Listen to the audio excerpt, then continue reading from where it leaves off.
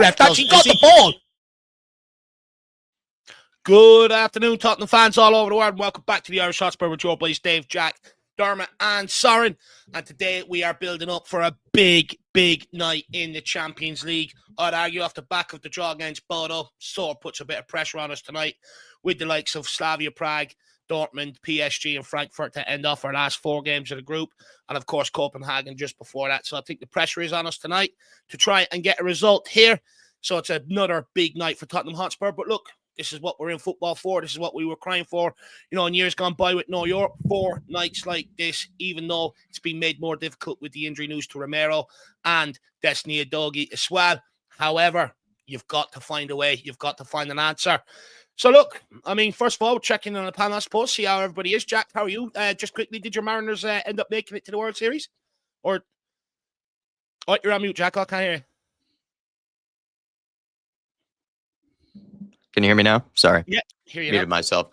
Let's not talk about those. That probably ended in the most terrible of ways. So it's not been a great sports week. But I will say that in terms of Spurs, right, we had the loss on Sunday. But what's nice about the Champions League is that it's a massive competition. But then you get to play so quickly to potentially give yourself something else to think about instead of just festering and dwelling over, a result for a whole week, kind of like maybe what Manchester United have had to do for a little while now, this season. That was the benefit of winning the Europa League, is that we get to play so often. So here's an opportunity to give us something else to think about, hopefully.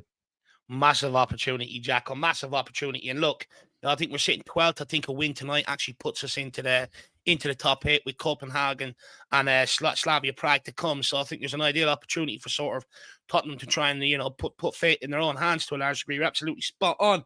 Soren, how are you today, my man? I'm good. Looking forward to tonight. Like you say, this is what the club needs. This is what us as fans want to watch. Champions League Wednesday night. What more can you want? It's just good news. The one thing I do want to quickly say is, when the hell did we take Postecoglou back? Why are we getting these injuries again now? It was all down to him. He's gone.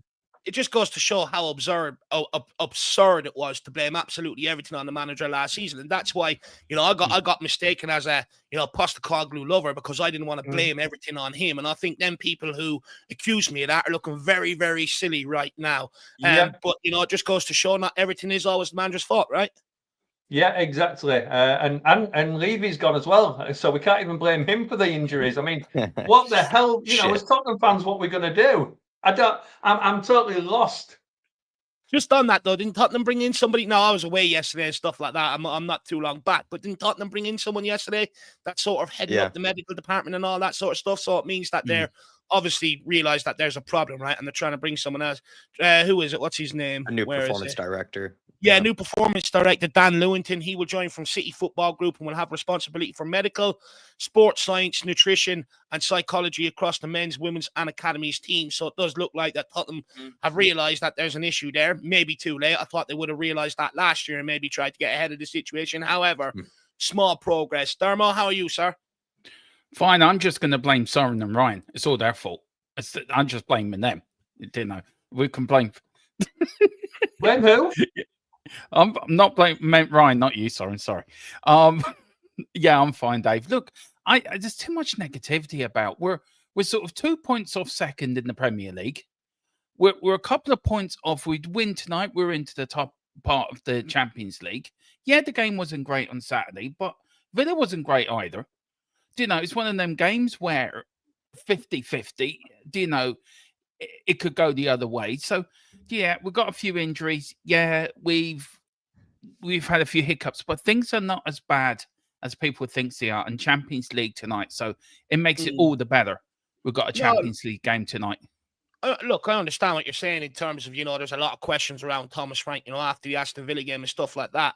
And I completely hear you. But, I'd argue, and Ryan's in the chat, but people like Ryan were preaching last year how much winning mattered. And now all of a sudden trying to say it's okay to lose to Villa. It's just about progression and small steps and baby steps and stuff like that. At the end of the day, if winning mattered last year, it matters just as much this year. And at the end of the day, we're football fans. It's a game-to-game basis. You judge a team on a game-to-game basis. It's the way football is. So, if you lose, I don't expect people to sit there and adopt the notion of to just sit there and clap. People are going to vent their frustrations. They're going to have their say on it. But and that's not directed at you, Dermo, at all, like I said. But, you know, look, I think it's a fair point you make there. We'll welcome a few people in the chat, and then we will crack on, because the first question is actually about the Aston Villa game.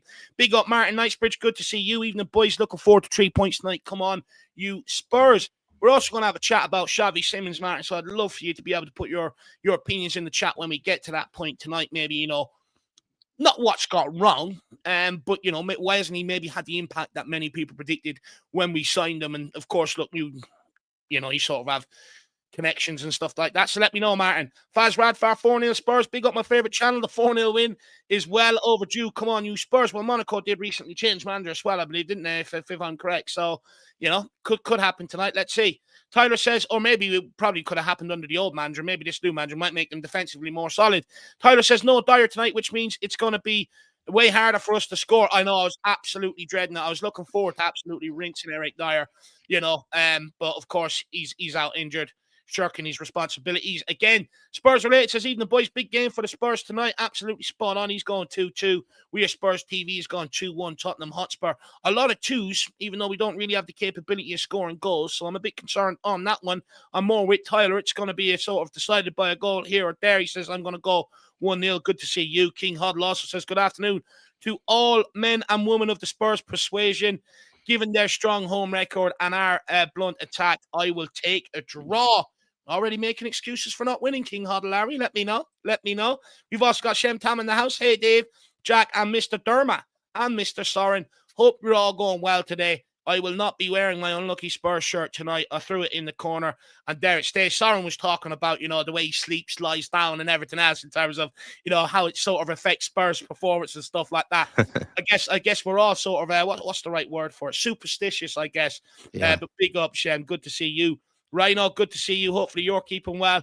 Big up, Dave. Have you practiced what I learned you? Oh, the massive deflection tactic. Yeah, I've been practicing it all last night, Rhino. Couldn't believe what you said on the fan show the other night. Mud FC says another miserable match. Well, look, I hope not. I hope not. And I don't want to go into the game with that sort of mindset. Look, I'm well aware it could turn out to be a very doggy game. I sort of said on the fan show the other night. I don't think there's much Thomas Frank can do in terms of, you know, some of the attacking options that we've got. I don't think there's much he can do to up their output and stuff. I think you'll just naturally see that if they learn to develop her stuff. And I'm sort of the opinion, I think, especially up until January anyway, every single game is going to be a dogfight for Tottenham Hotspur, and I'd urge Spurs fans to start getting in that sort of mindset. You know, it's not going to be pretty. We're post-Kane and Son era. We don't have anyone that can drag us over the line in games and stuff like that single-handedly. So it is going to be an absolute dogfight all the way up until January, and I encourage people to get into that mindset. Cantab, good to see you. Hopefully you're keeping well, sir. Stevie Fraser is in the house. I've got no expectations, but hopefully their setup suits us and we come away with something. Come on, you Spurs. And look, that's what it's about at the end of the day, right? You know, coming away with something absolutely spot on. Make sure I'm not missing anyone here. We've got in a hype says, reckon we rested a few at the weekend, so I expect quite a different starting 11. Very interesting. Well, we'll get on to the starting 11 today. Big up, Matt Coping. Good to see you. Hopefully you're keeping well as well. He says, bang on, Dave. RST's in the house with 2-1. Hopefully you're keeping well. And Martin says, can't critique anymore. I know, it's absolutely madness. Who else are we missing here? We've got Teach. He says, I'll take a draw. Come on, you Spurs. Good to see you in the building, Teach. Tottenham Tom is sneaking in here as well. I see you, Tom. Don't worry. He says, hi, lads. Come on, you Spurs. Good to see you, Tom. Hopefully you're keeping well. But, guys, I mean, look, let's get into it. We'll sort of start off where Dermot kicked off, right? Spurs' 7-game unbeaten run did come to an end with a 2-1 loss at home to Aston Villa. After such a positive start under Thomas Frank, was this just a bump in the road or a worrying sign of old habits creeping back in? We'll start with you on this one, Jacka. I mean, I'll still maintain that I think we deserve something from that game. I think Villa had two exceptional goals. Maybe one of them Vicario should have saved. So, of course, that's up for debate as well. Like, maybe it should have only been one goal. I don't think they created much else apart from that. So fair play to Villa for scoring two goals that, in a way, in my opinion, kind of came against the run of play. Not saying Spurs played that amazingly, but I think we did deserve at least two goals from the game. So it's one of those where I wouldn't say that the attack or the creativity has improved that much. And that's been kind of the big talking point over the last few weeks or so under Thomas Frank, right? Is that defensively, still look solid from set pieces. We look like one of the most dangerous teams out there. But in terms of the actual cohesion, the fluidity, the ability to create chance after chance on a regular basis instead of kind of few and far between, which is kind of the case with us right now, that hasn't changed very much, even from the Aston Villa game. But that being said, I still think we deserve something from that last game. So I'm a little bit kind of torn on it, where I would say there hasn't been much improvement in the thing that we've been talking about in creativity. But at the same time, I wasn't doom and gloom after that game because I don't think we really got necessarily outplayed by Aston Villa, if you kind of get what I'm saying. No, look, I actually fully understand what you're saying. I was sort of gutted in the first half that we didn't go in there with the lead in the ascendancy. I thought, the first half performance deserved it. It was sort of a pop shot from Morgan Rogers. However, going into halftime, I said, right, this game is all about mentality now in the second half. Are we, no excuses? Are we going to do enough to be able to get over the line after having such maybe a sucker punch or a setback? And we didn't, we came out the first, 10 minutes, put a few balls in the box and stuff like that. But after that, we just sort of absolutely crumbled. And what frustrates me, Jack, is, you look at some of the teams that we found difficult. Aston Villa lost to Bournemouth, lost to Brighton, drew it. We have a hell in hope of making top 4 and trying to get back into the Champions League if we're dropping points against teams that you would argue would probably all be in and around the running this season. And we've got much bigger and better teams to come than some of these, by the way. And that's where I was sort of saying over the international break a lot of the times that, for me, I don't judge Tottenham on how they got off to the start of the season. I expected them to start off well. I'll judge Tottenham from the Aston Villa game onwards, and where things haven't changed as well as mentality. We had a massive opportunity to really gain some real good momentum behind us by beating Aston Villa, kicking it back off this, because after this international break, notoriously Tottenham have found it hard to manage the fixture schedule, put consistent points on the board, and usually we lose a lot of games in and around this period. And I just thought it was a massive opportunity to build momentum, keep ourselves within touch and distance with the top teams and stuff like that. And it's one of them, we could have separated ourselves and put more distance between ourselves and Aston Villa, which, would have kept us in and around. Yeah. And I just feel like we sort of bottled it. And I feel like, how many times have we been here with Tottenham when there's a massive opportunity for Tottenham to sort of kick in and gather momentum when it's been in title races, top 4 races and stuff like that? We end up bottling games like this, and it's a huge frustration. I'd also argue mentality is something that maybe hasn't changed. And what pisses me off about it is, I was told 2 weeks ago, Dave, the mentality and resilience we've shown against Bodo, to come back 2-2. Okay, well, Aston Villa is a true test of mentality. Where was it then? And that's why I failed to praise the 2-2 draw against Bodo, because I always argued bigger and slightly better teams we are going to struggle against. And because we are so shit going forward, it always gives them a chance of winning the game. And against bigger teams, we're not even going to create, even against likes of Burnley, West Ham, and we didn't create an awful lot in them games. I know we score goals, but we didn't create an awful lot. And you're going to struggle against the bigger teams. And also, going the other way, bigger teams are going to punish you more because they've got better players. And I think we exactly seen that against Aston Villa. If you're 5% off it in these sort of games, you're going to get punished. And I think, for me, that's been the biggest disappointment coming out of that Aston Villa game. Soren, we'll get your thoughts on it, and we'll also get Dermot's thoughts on it, because Dermot will probably sit down and say we're being harsh. I've heard everything since the Villa game. I've heard Xavi's never going to make it in the Premiership. I've heard Frank's way out of his league. I've heard Frank is the Messiah. I've heard this, that, we're going to finish relegation places again. And I just don't know what people expect. We're 10 games into the season or whatever it is, and new manager, and the club is in total transition. And I'm just baffled where people think this club is supposed to be right now.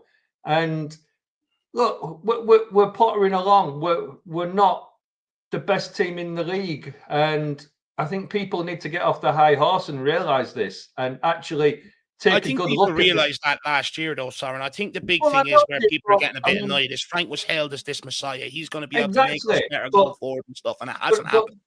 Exactly, he was hailed as the Messiah, and and now all of a sudden, some of the same people are saying that he's well out of his depth. Yeah. Well, it's the same as what we said about Ange, and it's just.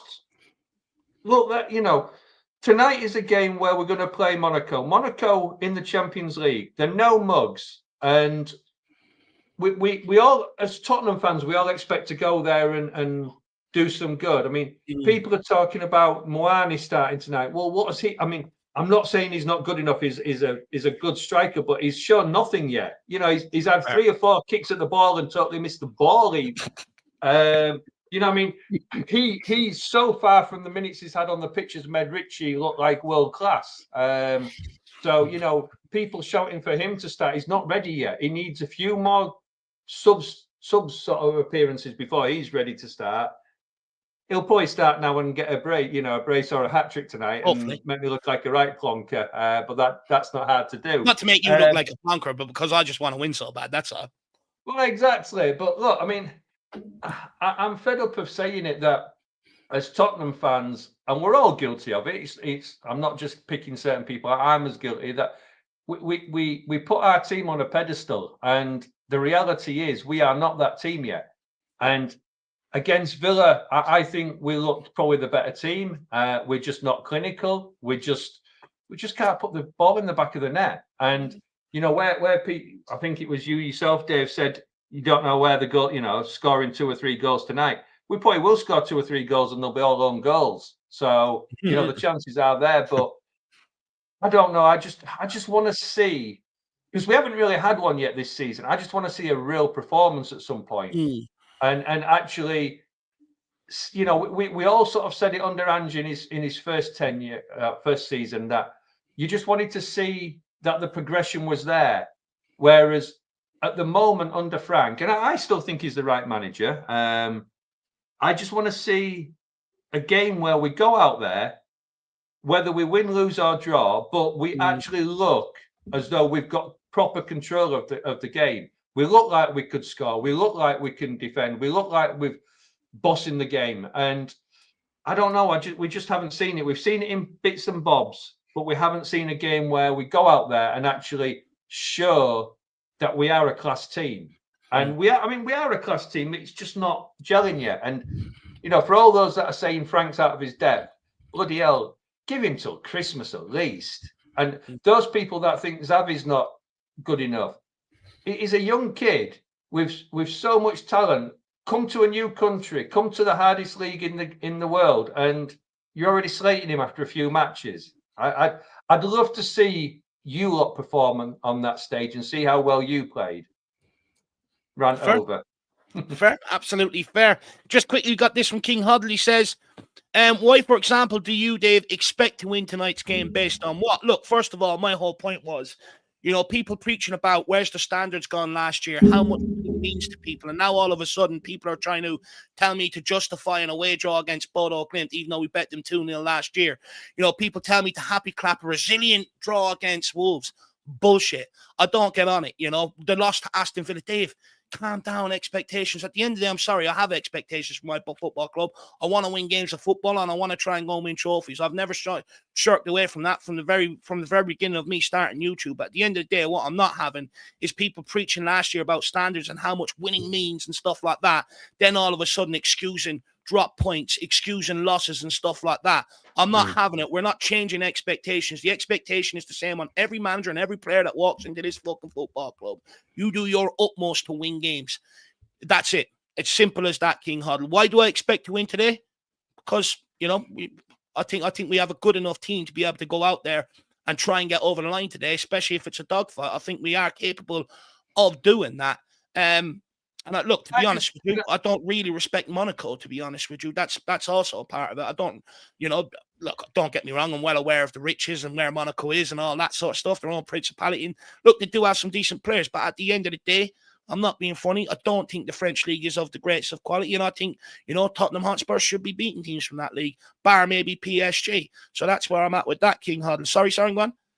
I was just going to come on to that question as well. And my answer to that would be, why do we expect to win? Because we are Tottenham Hotspur fans and we expect to win every single game. That's. Well, I was going to say that, but I thought that was a bit of a Dermatron line. So well, it maybe is, but as a football fan, I mean, maybe no, because we hold ourselves to a higher standard. You're not going to win, but I expect to win every single game that my team plays, and when we do or we don't is a different matter. And whether you call me delusional or not, it's a different matter. But if I'm going to support a team, I'm not going to support a team and say, oh, we're going to lose, we're going to lose, we're going to lose. We are going to win every single game of the season, full stop. And King Huddle, I also love you to answer Matt Copeland's question here, which I think is a fantastic question. Does anyone remember the meltdown when we lost to Chelsea after 8 wins and 2 draws? Now, all of a sudden, we're being told to be patient, even though we're after the same amount of games and stuff like that. Absolutely spot on, Matt. Absolutely spot on. And that's, like, my whole point isn't, between Ange Postecoglou and Frank. My whole point is, if the standards at Tottenham Hotspur is to win. So everybody should come in and be held to that standard and not be given a free pass. I'm sick of give them time, give players time, give this guy time, give that guy time, everything else. At the end of the day, we've given a lot of people time at this football club. Where the fuck has it got us? I'm absolutely fed up with it. If we want to start really becoming one of the top clubs, there's pressure. There's pressure to win every single game. Every single day you walk in them doors, there is pressure on you. If you can't deal with it, fuck off. That's where I'm at with it. I'm taking a 0.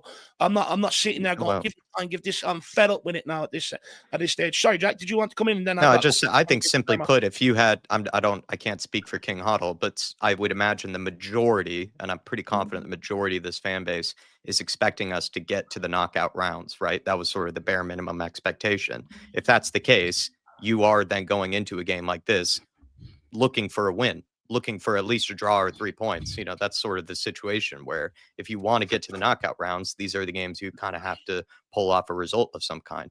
I mean, it'd be nice if we absolutely dominated them, like Soren is saying, but that's where, the expectation comes from. So when you ask based on what, based on the expectation that we want to get to the knockout rounds, and that's sort of the standard that we're holding Thomas Frank to. So that's how it is. Look, really. Also, what I see is, Thomas Frank has come out himself and said, I want to go and win trophies. I want to compete. But yet, it's only the Tottenham fan base that are giving this guy every excuse for not winning games. Thomas Frank's put the pressure on himself. He knows what the assignment is. There's only Tottenham fans that are giving him free passes and all this sort of bollocks. I'm sorry, we're not a charity. At the end of the day, we pay your wages to come in here and try and win games of football. And I'd be hugely concerned if Thomas Frank went in with that mentality that King Huddle asked, about what makes you think we can win today? If Thomas Frank doesn't believe we can win, then what's he doing here? At the end of the day, I believe Thomas Frank believes we can go and win that game. I'm only adopting the same sort of mentality, to be honest with you. But Dermo, Thomas Frank hasn't had a fully fit squad, to be fair to the guy, since taking over. Do you think it's fair to judge him yet, or do we need to see how he manages a full-strength 11 before making any sort of conclusions? I just wanted to start off by the conversation you just had, right? As a fan, I want us to win every game. If I'm going on FIFA, I want to win every game. If I'm watching my Formula 1, I want McLaren to win every race, right? And when they weren't winning, I was pissed off because my favorite Formula 1 team wasn't winning. Maybe I'm highly competitive. Maybe I'm probably too competitive and I don't win. I don't like it. But you want the best for your team. It's human nature. It's supporting a football club. It's human nature. It's how we are as human beings. On the Frank thing, Dave, look, Thomas Frank has done very well in the first sort of 8 games, right? We're in 6th place. We're 2 points off Man City in 2nd. If you look at the top 8, there's 2 points, I think, from Sunderland, Tottenham, and Chelsea. We're only 2 points behind Man City. Aston Villa are only 4 points behind Man City. So the Premier League is very tight. Liverpool's lost 4 games in a row in all competitions, and they're throwing their prams that they're having a major meltdown. So look, Thomas Frank, where he's got us at the moment, I think we should be quite happy. I think we should be not content, but we should be happy of where we are. I think, there's always room for improvement. And when we get the players back, and once we get the whole squad back, then we may get a major improvement. But we can't be throwing the water out of the bathtub, if you know what I mean. That Chelsea game last year, I was proud of the team. I know we lost to Chelsea and I hate losing to them, but I was proud of the way the team played and the way they committed themselves. We've got to give time. We all want to win. Of course we do. We all want to win trophies. We all want another Bilbao. We all want another night like that. But football is so unpredictable. 1 week you can be riding high, the next week you can be down in the depths of depression. But that's being a football fan. But we all want to win. I wholly agree with you, Dave, on that. 100%. I mean, I even want Ireland to win every game, and that ain't going to happen. You know that as well as I do. But I just don't understand how some people, especially not in here, but mostly on social media, on X and places like that, can come out with some of the tripe they've come out with. Anyone think we're at the bottom of the league, facing relegation and being the West Ham? Where they are? Yeah, Sunday didn't go for us. Yeah, we can all be angry about it. We can all be a bit frustrated. Jack's right. We should have got more out of the game. We can all be frustrated with it. But we all want our team to win at the end of the day. It's because we care. That's why. We all care about our club. We all care about Tottenham Hotspur. That's why we're so hard on the manager and on players and on the club.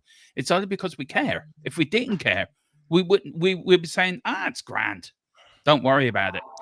So that's my opinion on it. Sorry. I'm sorry it's a bit long-winded, Dave, but that's sort of my sort of opinion on it. I mean, the interesting thing with that, though, Dermot, I mean, I agree with you totally, but what sort of fans are we if we sit here and say, I think we're going to lose today. I think we're going to lose today. I think we're going to lose today. I think we're going to lose today. I think we're going to, I mean, people like Leighton and that in the chat. I don't know what sort of fan you are. I don't know you at all. But if you think as a fan, I shouldn't want my team to win every single game, then I'm obviously not a proper fan, because I do not want my team ever to lose a game again. I just want us to win, because that's why I support the team, wanting them to win, wanting them to play well. If you're the sort of fan that wants your team to lose, that's fine. You support the team your way. Well, look, at the end of the day, I suppose, silver linings. We lost every game last year. So, at least this year we are getting some wins and some draws to sort of break it up a little bit this year, which I suppose who was the first person moaning all last season in the chat about losing? So, those that are saying we shouldn't want our team to win are the ones that were moaning last year for losing. So it just shows you, doesn't it? And just one point on this. We could be where Forest starts, sacked Ange at the start of the season. And where would we be? No manager. We changed the manager. Thomas Frank's come in. Yes, he could do better. There is things he could do better, but he's a better manager than Ange. He knows how to manage. And if you look at our defense, is far better. Yes, we're toothless up front. That will change, hopefully. But, we could be in the worst place. We really could be. But no, to finish it off, yeah, you want to win every game, but we could be worse off. But no, we could be playing in red. Well, I'm going to take a couple of comments here from the chat, and I'm also going to get Jack's opinion on it. Harmless Potato says, member for 12 months. Come on, you Spurs. Big up, Harmless Potato. Good to see you in the building. Absolute massive night tonight, my man. Ange Ball says, today is the day to stand up and be counted. Absolutely spot on. I want to see us get out there with our heads held high, confident, and take the game to them. I'm expecting nothing less than a win. And if we don't, I won't be happy. Yeah, look, I don't think anyone should be happy with losing games of football. No one was last year. So why all of a sudden do we have to be this year? I don't get it. I am the storm that is approaching. People have blew smoke up Frank's Danish backside ever since he took over. If we're being honest, did a great job at Brentford, but I'll be judging him on what he does here. Absolutely fair point. Stevie Fraser says, are we the most impatient fan base in the league? Can't be far off. I think Arsenal fans are the same. I think Liverpool fans are the same. United fans are the same and stuff. I was going to say City, but they don't have many. But I think there's a lot of other, fan groups in the Premier League that get just as irate as Tottenham fans. I don't think it's us specific, Stevie. West Ham fans, ask them right now and see what answer you get back. You know what I mean? So it just goes to show I don't think we're the most impatient, but at the end of the day, I think, there's demands on this football club, which I think is a good thing. It's the whole reason why people want to leave you out so we can go and win trophies and stuff like that. I think demands is a good thing. If we're supporting a club and there's no demands on them, then what are we doing here? Honestly, what are we doing here? Derek Hutchins says it's going to be tight tonight, 2-1 Spurs. Come on, you Spurs. Good to see you. Del Boy Rain says, just popping in to say that I watched the fan panel and I'm gutted that I wasn't there to back up my man, Ryan. Not on Levy in thing, though. Not sure what there was to back Ryan up about, Rain. Maybe come and let us know, my man. No, it says evening chats, match day. I'm going for a point minimum tonight. Come on, you Spurs. We definitely need to pick up something tonight. That's for sure, my man. A nice man says, but on that, Dermo, we need the same manager and to build and stop changing, which I think is a fair point. Absolutely fair point. But Jack, look, to the question I asked Dermot as well, is it fair to be judging Thomas Frank so early in, considering he hasn't had his, a fully fit squad available to him? you know, on 2 match point, I suppose, earlier on that he made. People went berserk after 10 games. I think it was last year or the year before when we lost to Chelsea that time and stuff like that. So, I mean, where do you sit at? Because I'm going to be consistent, you know. I thought last year, you know, it was injuries played a massive part. And I would also argue maybe having Kulusevski available, Moani not being out for so long as he was, Maddison back, maybe you would see an improved or some improvement going forward and stuff like that. So where are you at? I mean, I think people are getting kind of caught between where I think at a club like Tottenham Hotspur, like I think you are allowed to be critiquing and judging the manager very quickly. You know, Freudian slip there, but you have sort of expectations and you're looking to see signs of improvement. This whole conversation that we had on the fan panel show last night, you just write off the whole season, you know, give him till the end of the season. You can't judge or anything. I just think it's silly. Like you look at plenty of other massive clubs, if they see things are going wrong, they will quickly, you know, look to maybe judge and potentially get rid of the manager. I don't think we're at any point near that with Thomas Frank, but you know what I mean? In that the game of football has become where managers don't have this leash of 2 seasons, 3 seasons to get it right. It has been the case where they do kind of chop and change relatively quickly, whether you think it's the right idea or not.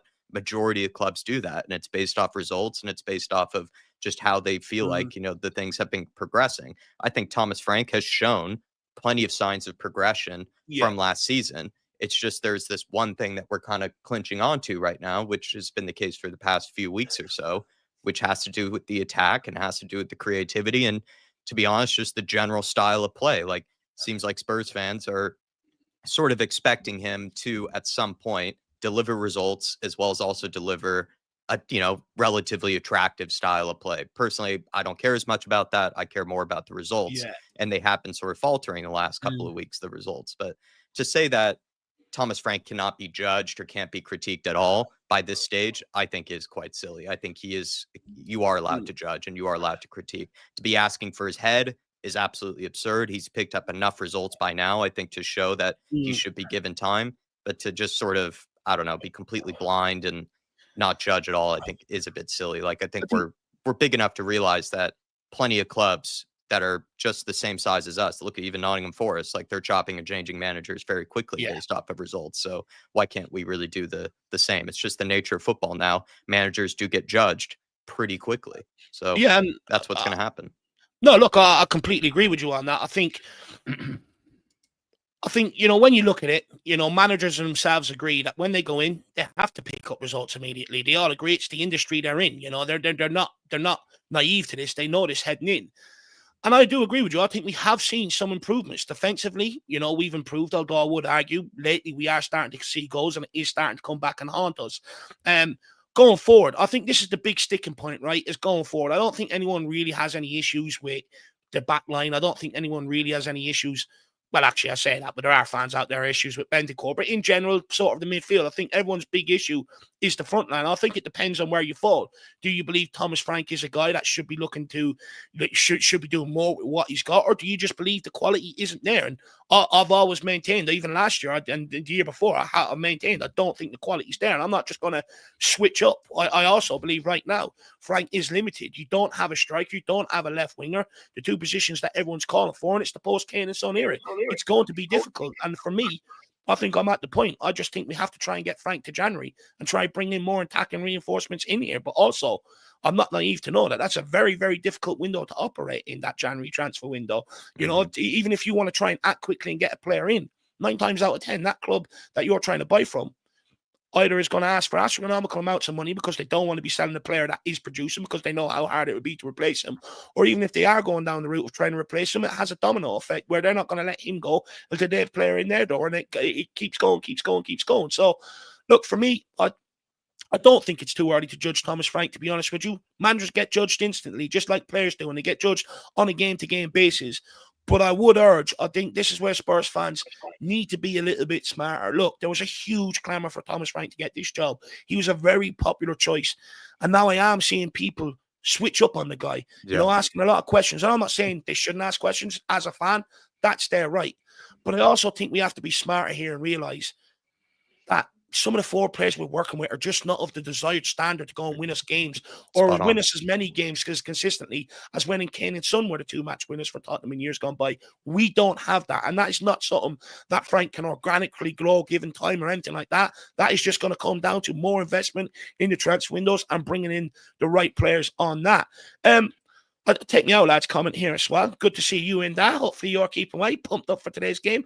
And then I also want to ask a question about, maybe Thomas Frank's, not maybe switching things up as maybe people imagined coming in here, and maybe why.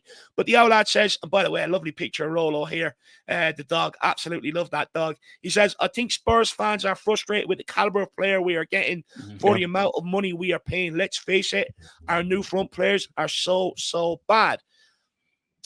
Look, I completely agree with you in terms of, look at the money we pissed about on Brennan Johnson. I actually couldn't believe someone had the audacity to ask Frank about Brennan Johnson yesterday and what he's going to do to get more out of the guy. I think many Spurs fans should just be aware of the guy's limitations right now. And he's 24 years of age, 1 year away from going into his prime. He's not 20. Absolutely audacity. Udabur, very bright when he gets in, all the way up until the box. But that final cross, that final ball, that shot, it's all wild. Matisse Tell barely affects games. Richarlison couldn't trap a bag of fucking cement. I really like Kudus, but I think the big problem with Kudus, and I'm starting to see him get a lot of hate, he's selfish, he's this, he's that. But the problem is he doesn't have anyone to link up with. He just doesn't have anyone to bounce off. He can't bounce off Xavi Simons because the guy ain't getting free to receive the ball. Can't bounce it off the striker. He can't bounce it off anybody across that forward line. So he knows himself, if I don't go and create on my own, no one else will. And I think he realizes that. And I think, look, the front line is a huge problem. I think the narrative last year was, we've got a good front line. We just need a coach who's going to get more out of them. We need a coach who's going to develop the players. But I think the one big thing people missed, you don't have time on the training pitch to develop them once the season kicks off because you are traveling every 3 days for a game. So you don't have that time. And Thomas Frank also alluded to that himself as well a couple of weeks ago. And it is a huge problem. So right now, I think honestly, you're just hoping that one of them can step up and produce the odd bit of magic here and there to be able to get us over the line until January. But guys, maybe another question here about Thomas Frank. Has Thomas Frank shown enough tactical flexibility so far? Because it is something he was widely praised for and something fans were excited to see. But I'd argue we haven't really seen it yet. The only real switch up we've seen was against PSG. Does Thomas Frank maybe need to tweak the system or the personnel? And maybe risk being too wedded to his system like previous managers, his system and his philosophy? Where are we at with this? We'll go to you on this one, Soren. I've thought about this quite a lot this season, and obviously when we knew Frank was coming in, you kind of expected it. But I'm gonna do something that I don't very often do, and I'm gonna go back to the Conte era and kind of defend him for once. And make a sort of comparison. No, but make a comparison with Frank. Now, under Conte, I was one of the ones that always said I hated his football. I hated the way he coached. I don't like him as a manager for Tottenham Hotspur. I'm not talking about his managerial career. But one thing he did and one thing he said was, you've got to play this team in a certain way because they're not good enough to play most other ways. And I think that's the same with Frank. He's come in and he's probably looked at them and thought, do you know what? We've got a bit like what Ange kind of said with his style of football. We've got to get them doing the basics right before we start chopping and changing. And I think that's what Frank's doing now, that we all kind of look at it and think he's got to do this or he's got to do that. But he's looking at it and thinking, well, these players aren't the right players to do that system, or they're not the right players that I want in this system. So I'm going to play them in this system because it's quite a basic system. And it's probably the only one that he's trying to perfect before he changes things up. And yeah, we saw it against PSG. But I wonder, had we not seen the way Chelsea played PSG, would we have changed to that style as well? Because it was obvious PSG couldn't cope with Chelsea. And then we kind of tried to do a similar thing ourselves. So I don't know whether that was Frank being a tactical genius or just being really full of common sense and seeing PSG couldn't cope with that. And that's why he played it that way. Now, I don't, for me, I think Frank's got to do whatever he's got to do. And if that means we're not going to change it up too much at the moment, well, that means we're not going to change it up too much. We are playing a system that kind of makes us hard to beat. It might not be good football. It might not be exciting football. And it might not make the team look very good. But if this is the way he feels is the only way for us not to lose, might not be about always winning, but it's about not losing, then unfortunately we've got to put up with this. And where I understand where you were coming from, saying you don't like us saying we've got to give time and things like that, but unfortunately, once again, we've got to give a new manager time to get this squad settled into what he wants, his philosophy, his gameplay, his way of playing, his understanding of what he wants from his team, and the team understanding what he wants. And that takes time. And like you say, when you're playing Sundays, Wednesdays, Saturdays, Sunday, whatever days, you don't have time on the pitch or on the training field to do this. You've got to do it in games. And sometimes that means, it doesn't always work. But if you look back at all the games we've played, the goals that we've conceded have generally, once again, Tottenham Hotspur style, come from mistakes. They've not been where we've been absolutely played off the pitch, and we haven't really been played off the pitch once again this season. Yeah, fair but point. we're losing by 1 or 2 goals maximum. We haven't been hammered. We've lost by an odd goal. Yes, it's a very typical Tottenham mentality where we don't start very fast generally. We're always chasing the game. And you can go, I dread to think how far back you can go back to Poch's era. And this is the way we were always going 1 or 2-0 down and then coming back. And I've said it so many times that under Poch and things like that, that you didn't worry about going behind because you always knew you would come back. And I think that's kind of what Frank's not wanting to go behind, but he's there thinking, let's make sure we don't necessarily lose or be outplayed, so we're not in the game. And if we don't concede, we can win. Well, the first 3 or 4 games, how many clean sheets did we have? I think you're spot on, Soren, in the fact that if you looked at the Spurs team, even if you weren't Thomas Frank, you would think, okay, how do I, because I think at Spurs, you have to get results relatively quickly. And you would sort of look at, where do I sort of build a foundation? You would build a foundation with the defense and with the midfield. That's where the biggest depth we have is. That's where the most quality players are. The attack, like your dad mentioned, Dave, and you've mentioned, we've all mentioned, really does lack quality, especially with all the injuries we have right now. Solanke, Madison, Kulusevski all out. There's no real quality to pick from. So you would rather lean on your defense being very good. You would rather lean on your midfield being very good. And then eventually you hope to sort of try to find some type of sort of cohesion up front that maybe can start to deliver a bit better football. But I think he's gone about it the right way. You would be a bit daft to sort of try to somehow focus on the attack first when you already have a world-class defense and debatably midfield to work with. So I think he has gone about it the right way. It's just that I would also point out that this is where I think fans have accepted that. They've shown praise for Frank, but now I think we're starting to show whether it's impatient, not impatient. I don't really know. I don't think it is the case, but I think we've now felt like he has built some solidity with the midfield, with the defense. And now we're looking towards, okay, how can he fix this forward line? And that's where I think he's being judged. And to me, in my opinion, kind of fairly judged.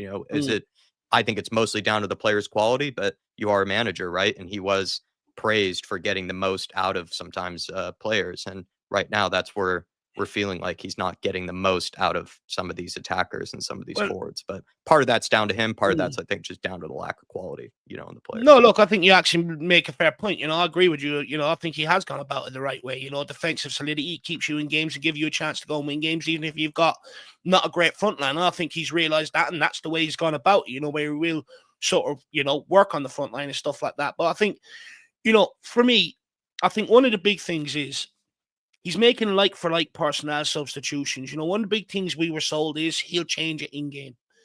Different tactics, different stuff, and, to try and help you go and win games or, see out games and all. The only real, and, to give him a bit of credit, the only real time I've seen that is when we're trying to hold on to a 1-goal sort of advantage, and he brings on Danzo to see it out for the last 5 or so minutes and make it back 5 and stuff. But going forward, I'm yet to see him actually change up the formation or something like that to try and go and win games. And it's been something that was accused of Conte, Jose, Postecoglou, and I feel like Thomas Frank is also one of them right now, wedded to his system. But I'm also one of them. It's sort of like if he believes that's the best way forward, then should he have to switch it up on a game-to-game basis? But then I suppose you go back to many of the arguments we had last year. If you know it ain't good enough, at what point do you accept it and start looking to try and do different things just to try and keep results coming and stuff like that? And I think we are entering a period now where he is going to have to start doing that. Would you got likes of Chelsea, Arsenal, Liverpool, all them games sort of coming up, Newcastle away, which we've struggled. We've got them twice coming up, so I do think we are entering a period where I think he's going to have to make that decision, even in terms of starting lineup, I haven't really seen, the only game he's really switched it up is PSG. And I think it is a fair question to ask. Why isn't he switching it up the way many people thought he would? But Dave, just to jump in quickly there, you say about the substitutions, but if you look at the bench, who have we really got on the bench that will change the system and the format other than players that are similar to what's already on? There isn't anybody really. No, I get what you're saying, but I think, look, I don't blame him for not being able to change games from the bench. It's something that was accused of Postecoglou, Jose, Conte. The reality is we just don't have the bench and the players come off the bench to be able to change games and stuff like that. And I'm sort of fully aware of that, to a large degree. But I would argue, could he at times be a bit braver with 10 minutes to go? This is something they used to do back in the day. Put an extra body up front in the box to give you a bit of an extra presence, start going a bit more direct, in terms of going a bit longer, trying to pick up second balls and stuff like that, with a bit more urgency in what you're trying to do. I'll be honest, I see a lot of magnets being moved around the tactical board, see a lot of notes coming on the pitch, but I don't see any changes, in terms of, tactical, and stuff like that. And that's where I'm a bit worried, because it's like, has Thomas Frank lost that, or was that something that was overhyped about the guy coming in here? So that's where I'm at with that. And I think it is a fair question to ask, but to your point, I don't think he's got the substitute bench to, change like for like and for us to go and win games. And that's where I would like to see maybe be a little bit clever at times. Maybe with 10 minutes to go, change the formation slightly rather than just doing like for like. I think we all agreed that Richarlison coming on the bench the other day, no one really expected him to go and grab a stat equalizer. Any of the players that came off the bench the other day, no one really expected him to go and grab a stat equalizer. And that's a huge, huge problem. But look, guys, let's also get on and talk about the squad. I mean, do we trust this squad to respond with maturity? Because it can't all just be down to one man. It can't all just be down to Thomas Frank. At the end of the day, there's a squad of 25 men there. They also have to pull their socks up and learn to deal with this. Do we trust the squad's maturity to be able to bounce back and get back on track quickly? And, also, what are the signs we'll be looking for in Monaco tonight to gauge the team's mentality to show that they have maybe moved on from that Aston Villa defeat? I think I trust them. I mean, they won a Europa League, right? They were able to the champions. Yeah, well, they showed resilience in that they, of course, were losing games in the Premier League, but every single time that we had a bad loss in the Premier League, they did turn up in those Europa League matches where they did battle, they did fight, they did scrap. At times, I think they did actually play brilliantly. Other times, not as much, but we still got over the line.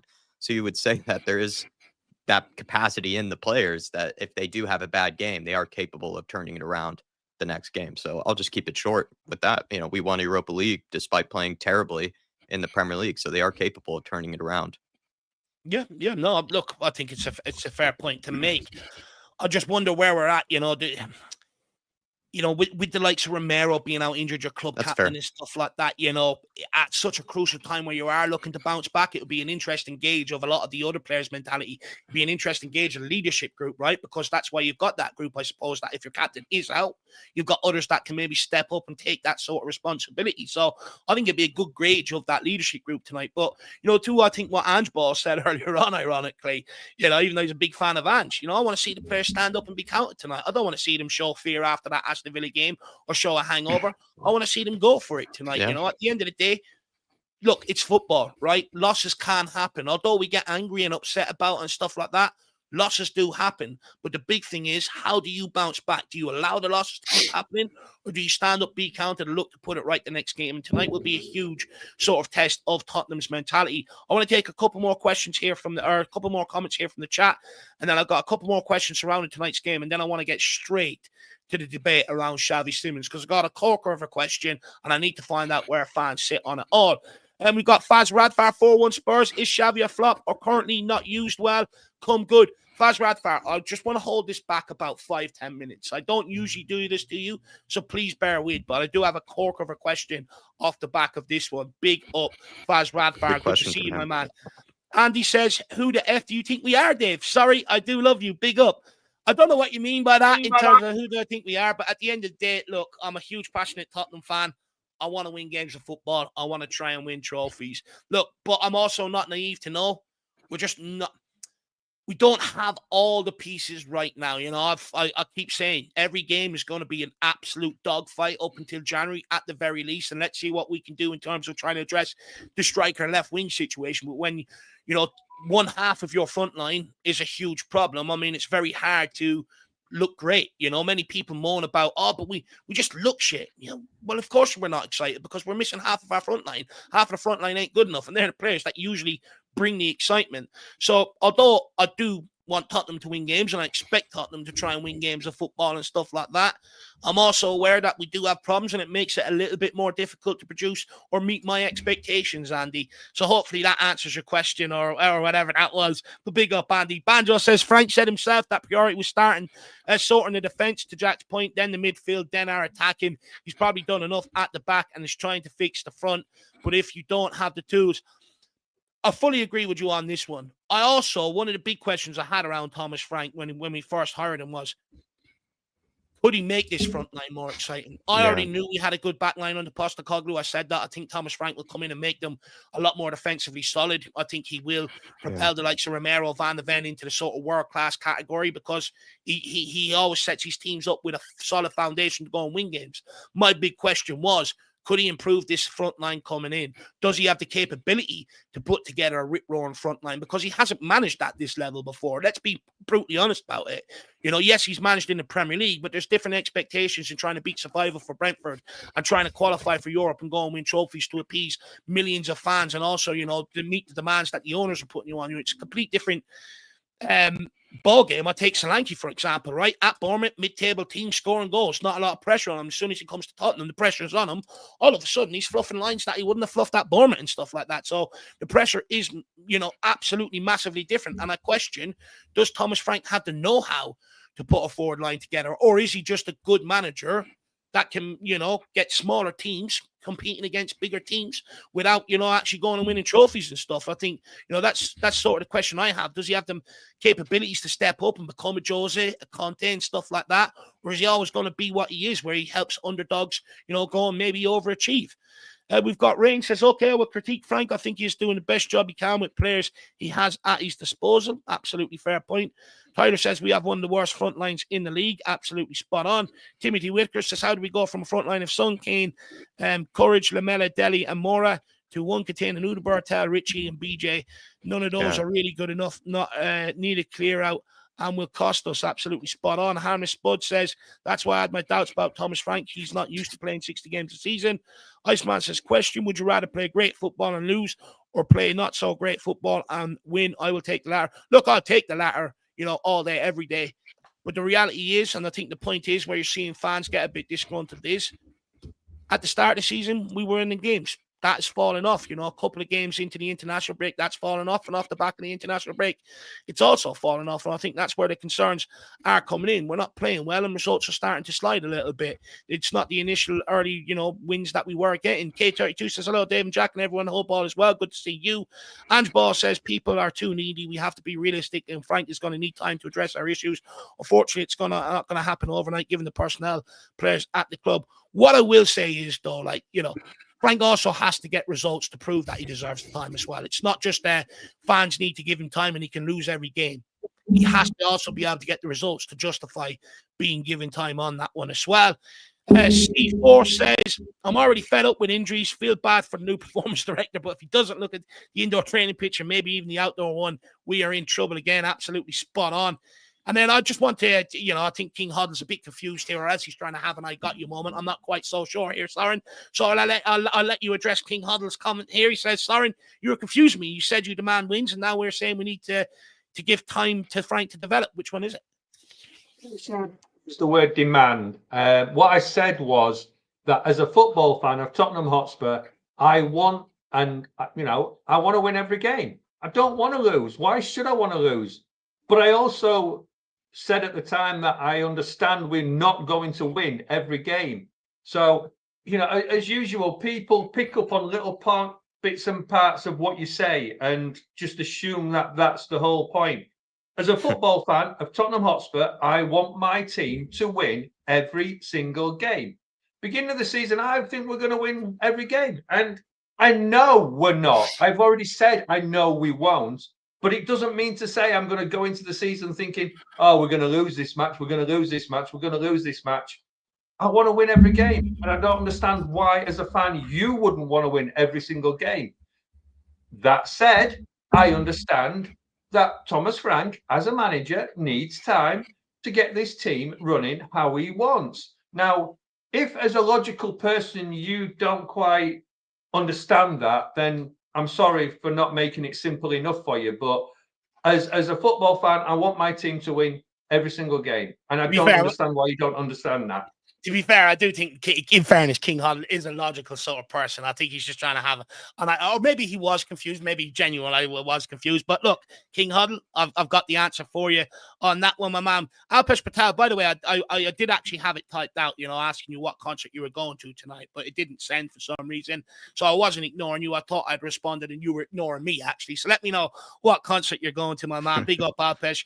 We've also got Paddy Harnett in the building. He says, afternoon, gents. Nothing so far with Frank tells me we are moving forward as I can't see his style yet. I am willing to give him time as he needs new players in the door. And look, I think that's absolutely fair. I think when you're not ripping teams apart going forward, or you're not enjoying watching the team go forward, for a long time now at Tottenham Hotspur, I think it's fair to say, is that sustainable? Because at the end of the day, you do got to score goals, to be able to win at this level.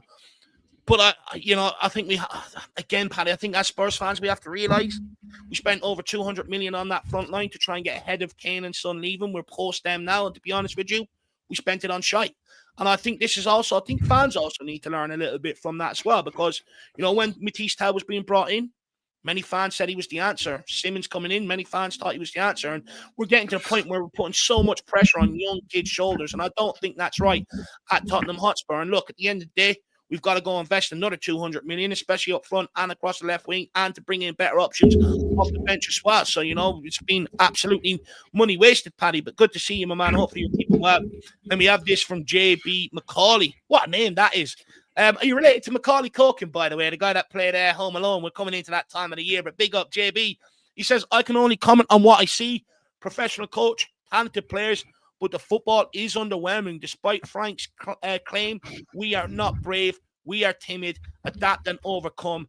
# come on, you Spurs. He also says, we don't have the luxury of time. And I think that's my comment. I think that's what me and Jack were trying to say. Like, I think time is, in theory, it sounds absolutely great.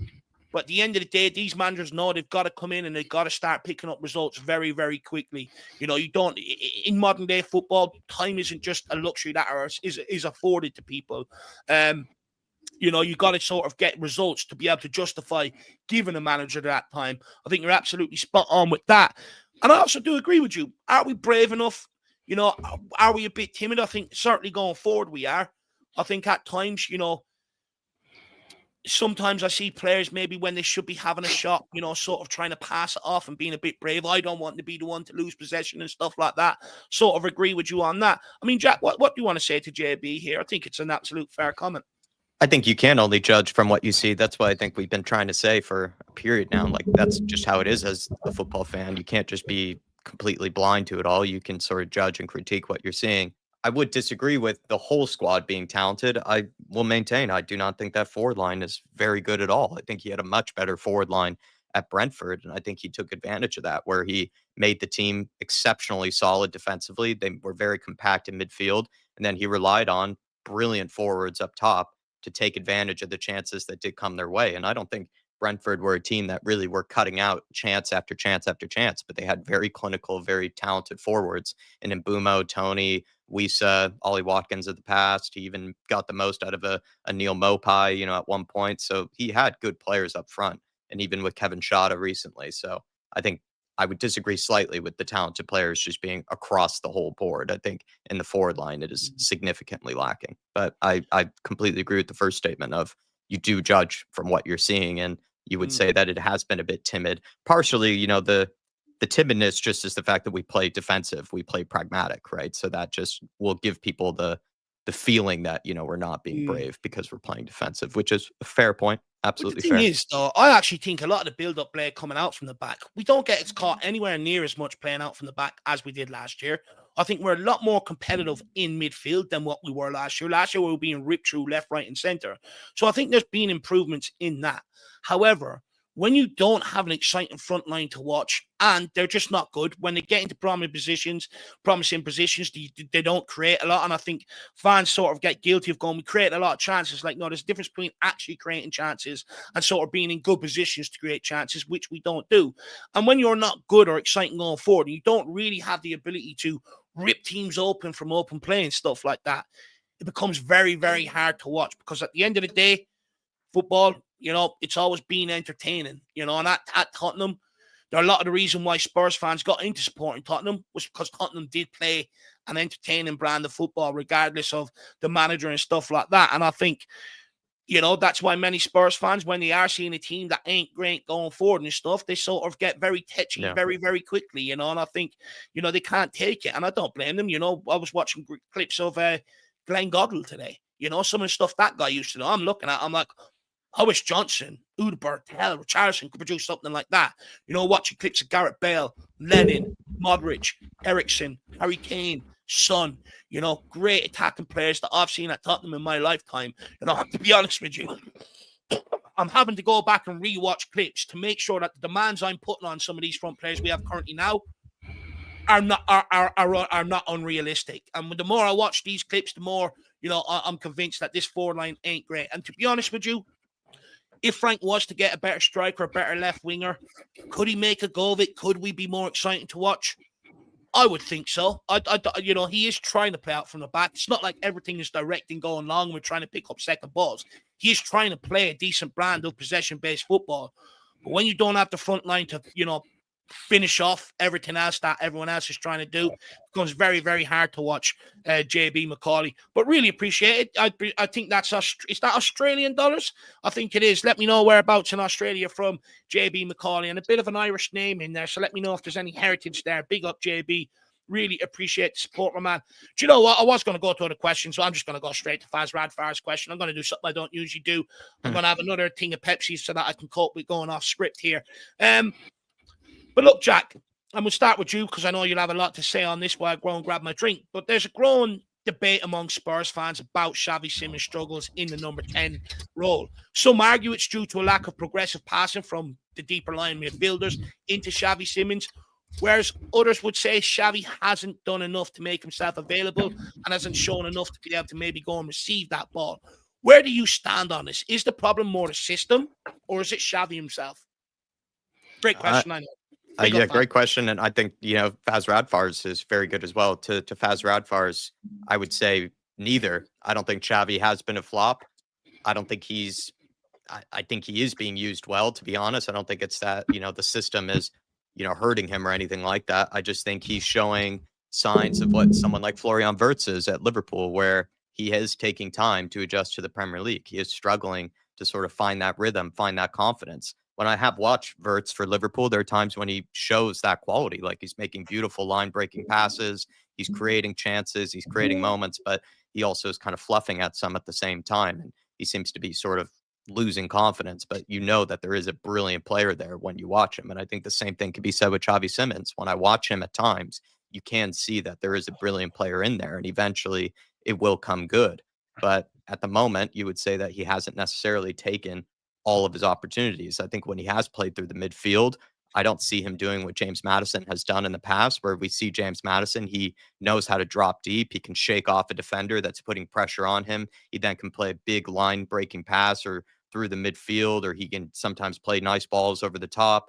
I think Maddison, if you were to compare him to Xavi Simons, I think he would actually be doing better than Xavi at the minute, through the midfield. So that's where I would compare them. And I think Xavi Simons has played good games on the left, to be perfectly honest. I think he's probably a bit better than Odegaard on the left-hand side, where he controls possession more. He's not going to give it up as often. I think he can pick out good crosses from over there. I don't mind that he drifts inside. I don't think I have any issue with that. I think Xavi Simons just needs time, and I think he just needs to sort of grow in confidence. There have been periods where I think he is open, or I think he is in a good area, and then he's just struggling to get the ball at the right time or be able to receive the ball in the right area because he has very raw players like Odegaard, Matisse Tell, Richarlison, these sort of guys around him, and he doesn't have necessarily a huge plethora of talent of other guys to sort of help him out. It would probably be better for him if he did have amazing forwards to work with around him, and then that would make his job maybe a bit easier. But at the minute, that's not the case. So I don't think it's really either, Dave. I don't think it's the system. I don't think it's really too much on him either. I think he's just a guy that's taking time to settle and will eventually come good. But one thing I would say is I would personally, if we had a very fit and ready James Maddison, I think we would be able to see a decent comparison there. I think James Maddison actually would be playing better than Xavi Simons through the midfield at the moment. And Xavi just needs time. My ideal team, to be honest, just lastly, would be right now, I would play whatever midfield combo in the pivot you want, if it's like Sarr, Paulinho, but then I would have Maddison through the middle and Xavi on the left with someone like a Solanke or something up top, and then Kudus on the right. And I think we would see vast improvements in this forward line, to be honest. I think Xavi could eventually play through the middle, but I just don't think it's really the system or really him, to be honest. Maybe that's not a great answer, but I think we just have to give it time. Yeah, no, look, I think that's a very fair analysis. To your degree, is he a flop? I think it's very hard to say that after a few games, right? I know he's coming for big money, but I'll be honest, I do see enough technical ability for us to get, production out of him. I do see that. I think it just comes to, what I said at the time. I think when Xavi Simons came in, I think many people were surprised that I wasn't sitting here with glee on my face, happy clapping like a good little seal and stuff like that. I sort of said, I think this guy is going to take time to adapt to the Premier League. I think we're putting too much expectations on his shoulders. And look, so far that's panned out. But I'd make the argument, I don't think right now he's physically strong enough to play in the Premier League. I agree. That's where I would compare him to Maddison. Maddison can sort of hold his own in the midfield. Sorry. Well, he can hold his own, but Maddison is also smart in terms he drops off his man to receive the ball and give himself time to get turned. You go back and watch that game against Aston Villa. What pisses me off is everyone's blaming Bentancur and Paulinho and players like that. Well, if Kudus ain't passing inside to him, Odegaard ain't passing inside to him and all, it's not just down to two deep-lying players. My opinion is, if you go back and watch that first half especially, Onana man-marked Xavi Simons. He man-marked them out of the game. And that is a complete physical mismatch. And I think many of the Spurs players know that. And that's why they were very hesitant to punt it into him, because they just felt like he was going to lose it. Let's be honest. When Xavi has come into physical battles, he's been blown off the ball very, very easy.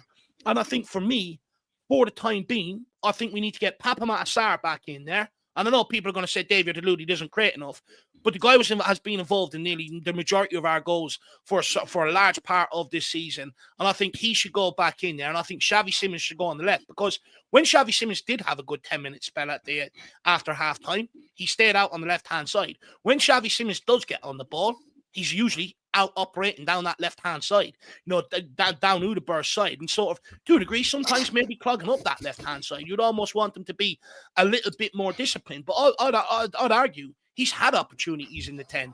I don't think he's took them. I think right now at Tottenham, he looks better playing off that left-hand side.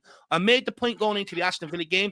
It's going to be a huge mistake playing him in that number 10 against Aston Villa, because you're not going to be able to feed him the ball. Physically, he's not going to be able to handle the Aston Villa midfield.